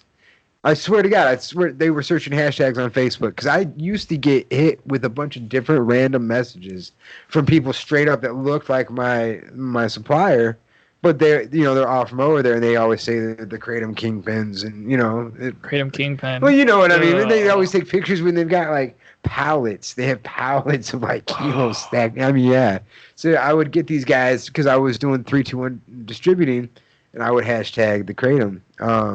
And I would get random messages on Messenger telling me like, "Oh, hey, buy my Kratom, send me the money." And the guy I worked with, I don't remember his name now, but he was trying to sell me like 5-10 at a time, and I wanted to just do 3. I had enough for 3 because he was charging me like $60 a kilo. And he's like 3, and he was giving me a hard time about it, but I did it. Like I did the 6, or I did the 3, and he sent. And once I realized that he would actually send the kid, it was on. What was he doing the 3 for? 3, fucking like 150 or something like that. I mean, yeah, dude, it was like, yeah. Do you want to get back into that? Yeah, I thought about it honestly because I'm dying, man. We can venture on that. Yeah, we can do that. Like I'm give it a couple months though. Yeah, no, I'm the same way. That's why I haven't gotten back into it yet. It's just my money's been going other places. I'm putting in the money to get the book published, and I'm gonna go on a little book tour. But you got clientele here. Merchandise. We'll talk. Yeah. We'll talk. Yeah. Okay, so what happened? Well, there's some legal hangups, right? Because the FDA probably doesn't want this thing out there. The hard part with it, if you do cash, you're fine. The hard part, and it's not the people in the pharmaceutical company, and like I gotta really be careful with what I say right now because it starts to go into religion and shit like that. But religion, there's certain people that are from the same tribe, and they happen to be in key places in different industries, right? So the people that are in big pharma, they're also in the government, and they're also in the FDA. The same tribe. You're not talking about the Illuminati. No, I mean, nobody has a problem with admitting the Illuminati's real, but when you say they're all fucking the same tribe, then all of a sudden everybody loses their minds and you're an anti-fucking Semite.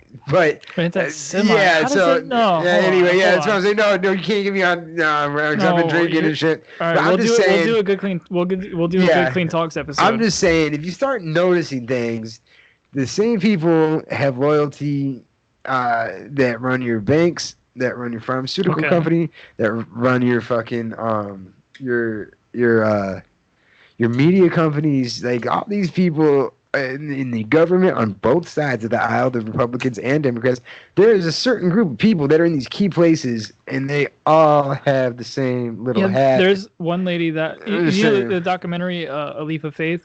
I haven't. Is that the one about Kratom that was on like HBO or some shit like that? Right. Well, he interviewed a representative from Florida who was there was one case in particular where this kid jumped off a bridge. Right, I remember. And they found Kratom in his system, but they didn't mention all the other handful of antidepressants, anti-anxiety, antipsychotics he was on, but there was Kratom in his system. So this one lady, the representative, used that one case as the fuel behind her like, we need to ban Kratom. Right, and what do you think she thinks? Do you really think she gives a fuck about that one kid that fucking died? Like, nobody cares about that. I would look behind the scenes. They always say follow the money, right? It sucks about that kid. No. Excuse me. Like, I've been drinking a little bit, and that's not the point I was trying to make at all. We're not talking about that. I'm just saying, do we think that somebody in our government cares about one life being lost? I would venture to say they don't care. They send us to war all the time. They don't care about our neighbors going off to war and neighbors' kids going off to fight in Iraq for some bullshit we have no idea about. Right. So I'm saying it's disingenuous for her to make a case out of one person who died, which is obviously tragic. But I'm saying her motives are disingenuous. Absolutely. And I would think that if you followed some money somewhere, she's probably. What it really comes down to is pharmaceutical companies are losing either money, they're losing money because of Kratom, right? And so they can't make it illegal. They can't get their friends in the government to make it illegal. So what do? They call their buddies at the banks. Stop processing these payments. Oh. If you shut the money off, if I can't process your credit card, you can't buy it. And that's what happened to you. And that's exactly what happened to me. Squarespace, they don't PayPal, they all shut me down. And they don't want cheap Kratom flooding the market. No, because there's no I want to say copyright, but that's not the word for it. There's no patent. You can't patent the molecules in it or whatever. Like, there's nothing that they could do. What, they all shut you down at once? Yeah, it did all happen at the same time. So did you get to the bottom of why, like, their reasons? No, it's literally because it's an illicit substance. So it's not illegal, but they're choosing. It's like the people that stop selling guns, right? It's the people that stop selling guns at, whatever, because of, the Las Vegas shooting or whatever. It's the private company taking a stand. So the private company of PayPal is not processing payments for Kratom. The private company of Squarespace is not processing. The private company of Stripe chooses not to process, payments for Kratom, for specifically this product.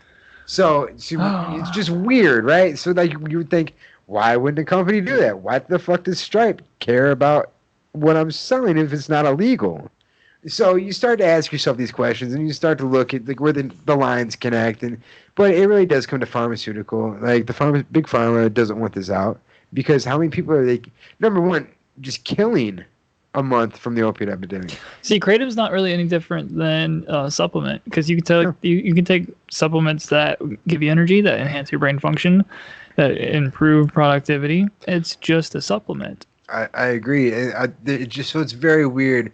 So like I said, they'll use the one death. They use the death of this poor kid and the tragedy of his family as a pawn, as a political statement, as a political move. But it's not motivated out of she doesn't want you to die. Like she doesn't want me to die. She doesn't care. Right. She doesn't care about me or you personally. How about we ban alcohol? Because there's plenty of people. Exactly. How many people die every day from not number one, just like the body illnesses, but getting killed by a drunk driver. Like right. Like even anyways, I could go down. But I mean, I don't want to see anything illegal anyway. But shit. What I'm saying is this lady, the representative of the state of Florida, is disingenuous in her motives for wanting to shut down Kratom.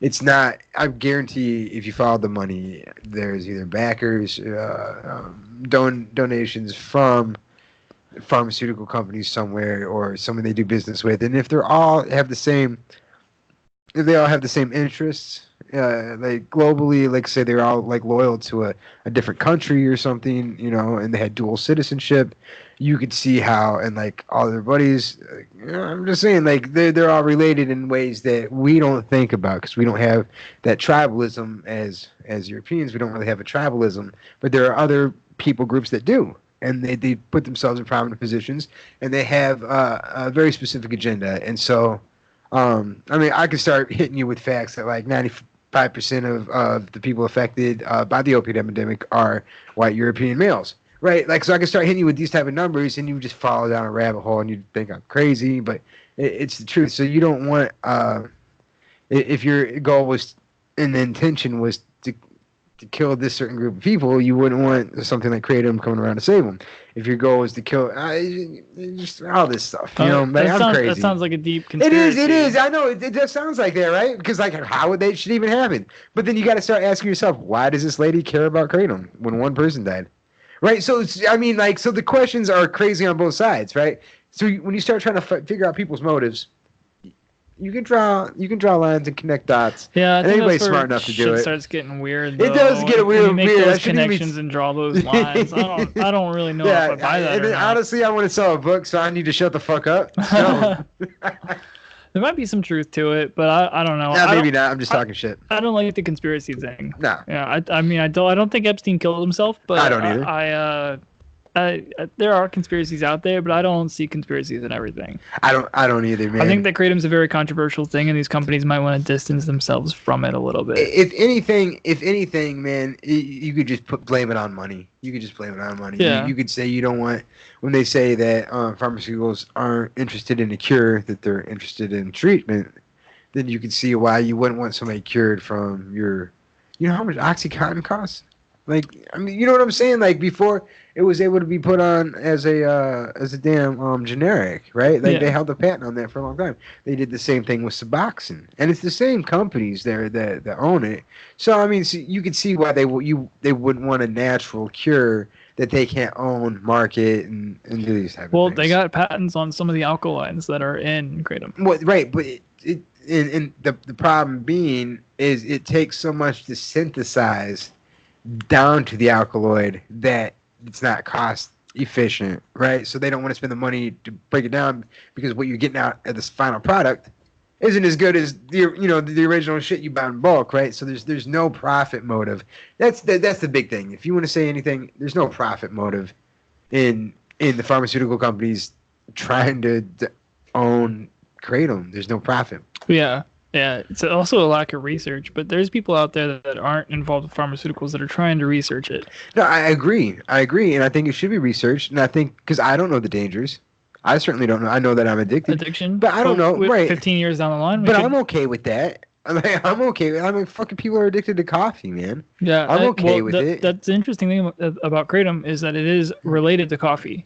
This guy knows his shit. Yeah, it's closely coffee family, closely related to coffee. Yes. Yeah, it's the same genus, I think. Mm-hmm. So that's why you get the speedy up when you take like the little dose. Oh yeah, it's a euphoric. But coffee, the stimulant in coffee makes my bowels turn. With kratom, it doesn't do that. With kratom, it doesn't affect my I got like a sensitive gut. Yeah. And kratom is great for it. It's high in fiber, I think. Yeah, it's hard for my body to process. I get real gassy. I burp all the time and shit. With kratom? Yeah. The only thing I get is a little bit of phlegm in the back of my throat. Yeah. But my body's more regular. I have regular movements, and everything is great. No, I guess I'm pretty regular. If you wanted to know this shit about me, like, and it's solid. It's solid. Yeah, we're good. Yeah. I know I'm good to go. And you're right. It is, and I think it's your body trying to. My body has a hard time. I think it produces a lot of the burping and the gas from processing, breaking down that raw plant material.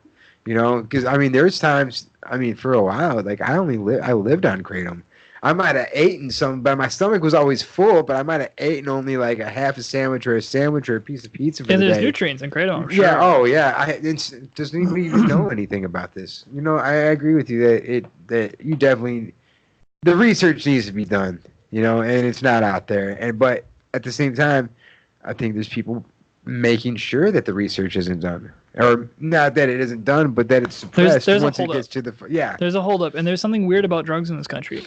Yeah, no, right. It's on the whole level. The things that are legal have to be like, what the fuck? Have to be regulated by the government, and the things that aren't legal, like if you're doing them, you're gonna go to prison. You bring that up. People don't even think about it. You can get in trouble for growing tobacco. Did you know? Try growing tobacco. Oh, that's fucked. You may, yeah. Look at the ATF kicking in your door. Even for personal use. Yeah, man. And you can't do it. People were vocal about weed, and we got that win. No, I agree.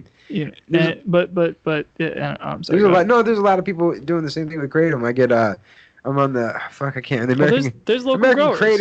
American Kratom Association, and that's why I was shouting out Cody, the Capital Kratom out in Cody, Wyoming. He's selling plants, and I was talking to my mom about this shit the other day because she takes it too. She's a nurse. She's a PA at local Adventist health. Your mom. Yeah, my mom, and she takes kratom for her chronic pain. She had a big ass neck surgery. She got like an incision like this, a scar in the back, and she's got like a T911 compression fracture. She's in pain and had a new knee surgery, but she takes it every day, man, and it helps her. And they had her on. They gave her a runaround, and she's like a saint, man. So I can't imagine anybody else getting prescribed pain pills because they were fucking dicking her around on her prescribed oxys. One of the they wouldn't fill her prescription of OxyContin up at the CVS. It was either CVS or Walgreens. They literally just chose not to fill her prescription. They gave her the prescription back, but they chose not to fill it to her. They didn't want to fill it to her. Right? Like she'll get runarounds and she'll have to go back and talk to the pain clinic and then called. I mean, just to even fill a simple script because they're dicks about the regulation. There's some sort of regulation with filling the Schedule 2 narcotics or whatever they are, but specifically opiates, right? Which makes it hard because, and see, I think it was designed this way because it makes people want to go look for something on the street. So they get them hooked and then they cut them off. So people go and try to. And that's how exactly my story went. And then they get hooked on heroin, which is dangerous. Yes. And now it's got fentanyl. Now it's fentanyl. And so you're just dead. Coincidentally, there's fentanyl going around and not the heroin. No, and that's the thing. And I will say this: shout out my dope dealer. That he didn't lie to me. He didn't fucking trick me. He told me straight up there was fentanyl. But what I'm saying is he told you that there's fentanyl. Yeah, he told me straight up there was fentanyl. So I made the informed decision, right? So I had a decent man behind. So that is pretty coincidental that this country gets people hooked on opiates, kicks them off, and then now all of the streets are flooded with fentanyl. Flooded with fentanyl, right? It's just weird, right? So when you start asking questions, you start running shit. People are dying. People are dying, and it's because, well, I don't want to say because of the government, but the government's regulations and decisions seem to influence the fact that people are dying. Yeah, it's real crazy, man. There's alternatives out there like Kratom. And would you think that the government would? You know why Kratom? Like the reason Kratom isn't illegal now. No. They were trying to make it illegal, and the guy that made the documentary A Leap of Faith. Why I reference him? He's fucking awesome. He's a savior. It was a great documentary. He's a savior. He went on Joe Rogan's podcast, and Joe Rogan has a very large audience. And he went on Joe Rogan's podcast talking about Kratom, and Rogan was like, "Yeah, so what do we do?" Well, this guy says that there's this website that you can go and petition the DEA, and that website got flooded with Rogan listeners that are like, no, don't make this shit illegal. There's military vets out there suffering from PTSD that are using this. This is the only thing that they got. And it works for them. You're a young Joe Rogan. I just gotta say, like, I'm a Rogan listener for sure. I don't like to bring that up, and I like to be a little different with my podcast because I'm not trying to be Rogan, but I got my own ideas and stuff, and it's just like it definitely inspired me. Like ever since I was 16 smoking weed with my friend Chronic, we would go out. My parents, they had a boat, and we would go out in the front yard and smoke weed on the boat, and we would talk back and forth about the universe and shit. Like just fucking take a hit and then just go on this fucking rabbit hole of quantum physics and spirituality and like, holy shit. And my sober friend would be like, that made perfect sense. Surprisingly, you're high as shit. I'm like, yeah, I know. Like ever since then, we were talking about like if we could just record our conversations and put them out there for everybody. And like Rogan got popular after that. But if listening to Rogan, it's like I can do that. No, I can do that. I agree. Have you guys just interjected? Have you guys taken any psychedelics? Oh, my first Good Clean Talks episode, I was tripping on mushrooms. I don't know if you could find that on iTunes, but you gotta go to take a look at goodcleantalks.com. No. But I had like this. It's funny. I got my wall of mixers over here. Yeah. That tiny mixer. It's just a 2-channel with 1/4-inch plugs. Not even XLR. It's like shitty equipment. There's a weird sound in the first one. It's like just a buzzing in the background and shit. That's cool, man. Because you can. I wish I could show the camera. You can see this progression. So he's got like one the shitty mixer. Yeah, no, he's got the one mixer, and then he's got a second one next to it. Oh, I'll just pick them up. A box of parts. Yeah, no, we should do that because it's really cool to tell this story for him because I can see. Just sitting here, I can see where he started, and there's a second one, and there's another one he probably bought at the pawn shop or something. Not just improvising, but this is my first mixer. If you're watching this on video, if you're just an audio person, I'm sorry, you gotta go watch the YouTube. Yeah, this is my first ever mixer. It's been outside of my shed for a long time, so it's got spider webs and stuff on it, and it's starting to rust. I wonder if it still works. It probably still works. I gotta find a little power outlet for it. It looked like it was made in the 70s. That shit still works. It probably was. I think I bought it on eBay. Oh, yeah. And then there's this one was my second. It's a 4-channel with only 2 XLR inputs. And this is what I used, but you can only use 2 microphones with this. Let's see. And then I got I can't. It's. You can't see the master board. He's got the big dog. He's got the big dog now. The other one I moved to, I replaced it with the exact same model. So, and it's actually it's wired in to the one that I'm using now because I was trying to master one and slave the other, so I can do like 7 channels. Oh shit! But next time we got to get 5 other people here. It didn't really work. No, I said it didn't really work. Well, there's weird sound interference, but it's wired in, so I can't pick it up right now without interfering with the mixer. We don't want to do that to the guys. Yeah, but trust me, it's a badass. Oh, here he goes. Yeah, look at this thing. Look at this thing, man. That's fucking killer, bro. Fuck, man. He's got a professional ass setup over here, and I'm very honored to be a guest on your show. This is over. Thank you very much. This is over 5 years. 5 years or so of just collecting equipment, replacing equipment, and see, that's how I feel about my book. I've spent the last 2 years collecting memes, replacing memes, and like it's a book full of memes, man. And so it's really cool to see your progression here, man. This is fucking awesome. Now, I came back down to Orlando, and I knew I was getting ready to do the book, and I'm like, fuck, man, I wonder if Dolan's still doing podcasts. Holy shit. I'm surprised I didn't hear from you sooner. You've been here for that. God damn it. Well, I feel like I've messaged you here and there, but I keep getting banned on Facebook. I know. I keep getting the 30-day bans. One of my recent podcasts over on Good Clean Talks was with this girl, Aubrey. She's a conservative. Yeah.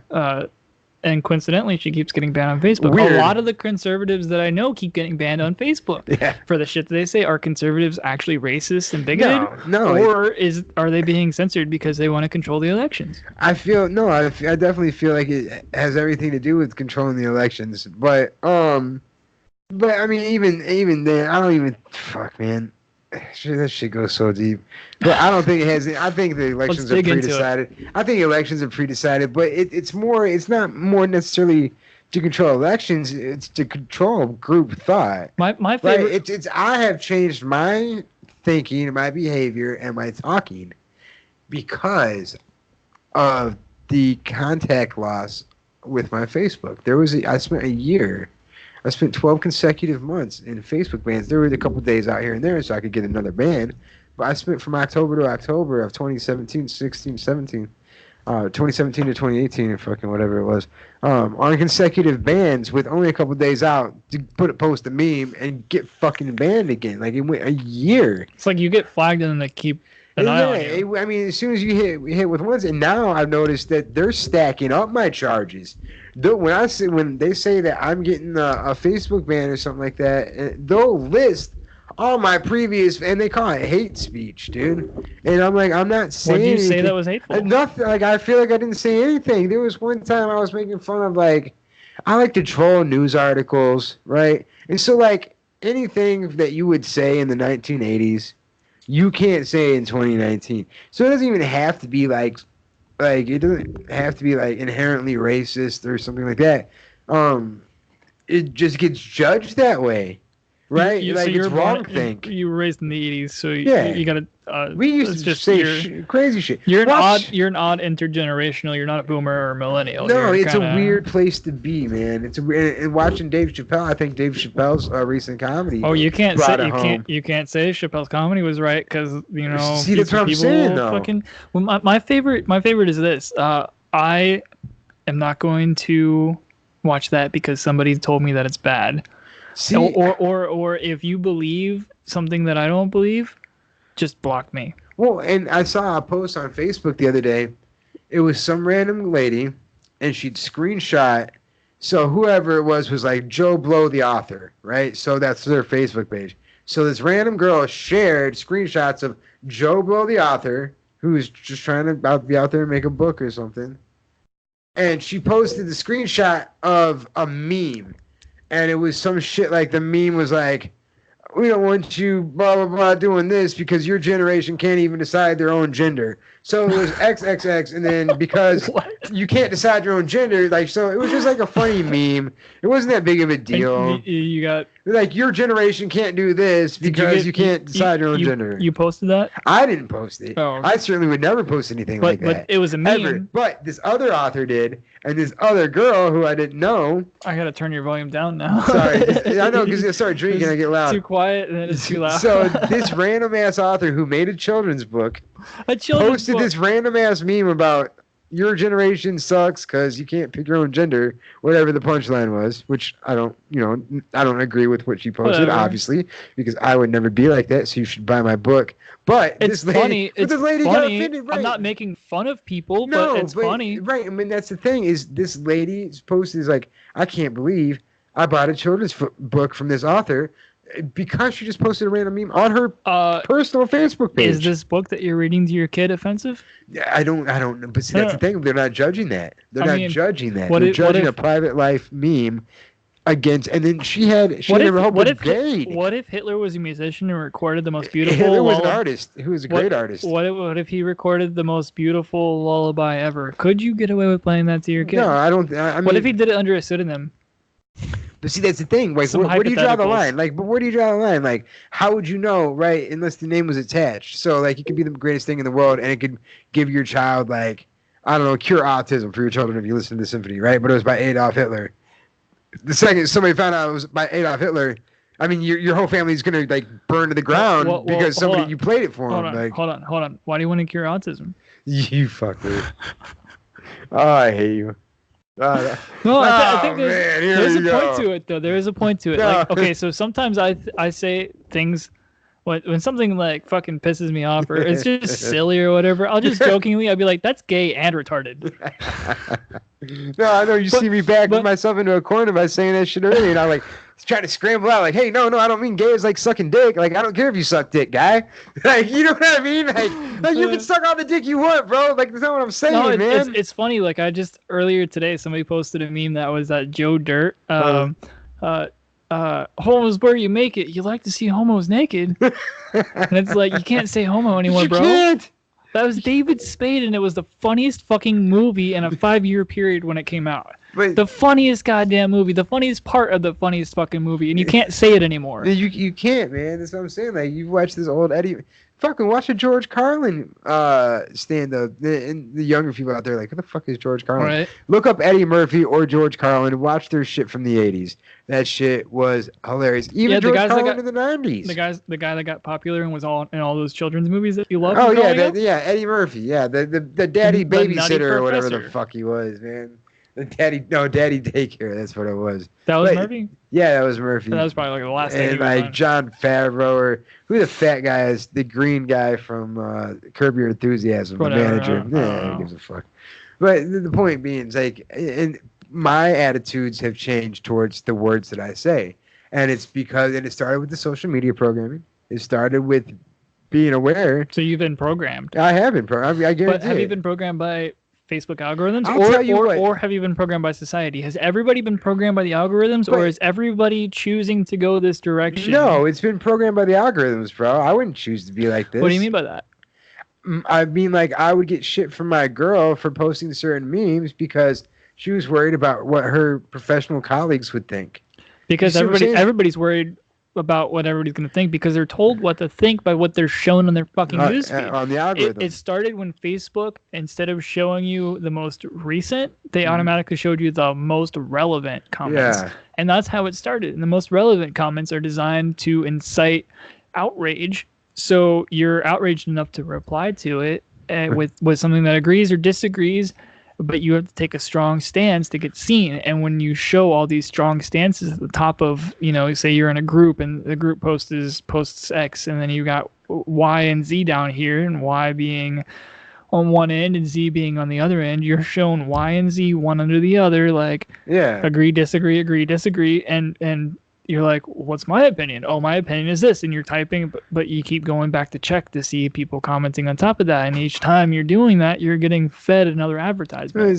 So it's a money-making machine. Loops, yeah. And also the thing is, you join the groups that you want to be in on Facebook, and then you get the echo chamber effect, which means if you're conservative, you see a bunch of conservative stuff. And the liberals are particularly bad about this. Yeah. They get in a really liberal feedback loop, to where it's like that's all you're seeing, and it's unfortunate because you think that society's like that, but it's just what Facebook is showing you. Well, yeah, and I agree with that part because your reality is being manipulated. You're as much the person you are on your phone as you are in real life, and sometimes those two intersect, and we don't know what to fucking do. You know, where it really hits home is like some of these celebrities that say, what I see the other day, somebody wore a fucking "Make America Great Again" hat, and they were kicked out of some fucking like tournament or like banned from like. I mean, he was a programmer. This just recently happened.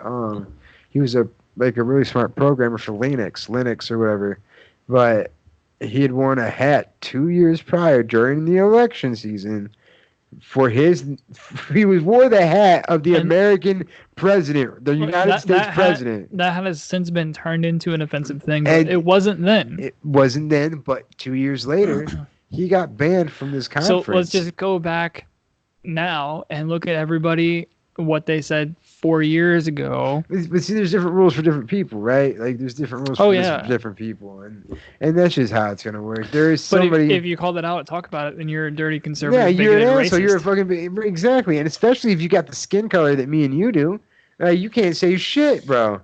You can't say a motherfucking thing. Well, I think what a lot of the problem is lack of conversation. Yeah. Snippets. It's all snippets. It's all snippets. It that way. It's all a sentence or two at a time on text, black and white, being shared. That's why we need to talk about this. That's why we all need a long-form conversation. The people. This is what we're doing. We're having that conversation. The people censoring are fucking making sure the conversation doesn't happen. It's almost like people are scared of truth coming out. Censor this. We're at an hour and 40 minutes. Censor this. Holy shit, it's been an hour and 40 minutes. Cut and splice. I bet my girl's wondering where the fuck I am right now, actually. Holy fuck, Dylan. I didn't know we've been going for an hour and 40 minutes. I got to send that check-in text. Oh, yeah. You want to wrap this up? You think I'm joking? Yeah, no. You guys think I'm joking? I'm dead serious. I need to check in with my girl, bro. You know? I wouldn't want to go. I don't know, man. I'd want her to check in with me, so. Yeah, fair enough. Fair enough. It has been a while. Yeah, I didn't realize this time. You great host, man. Thank you for having me on. A Symphony in Silence that's coming out on Amazon and everywhere else books are sold. That's the beautiful artwork right there.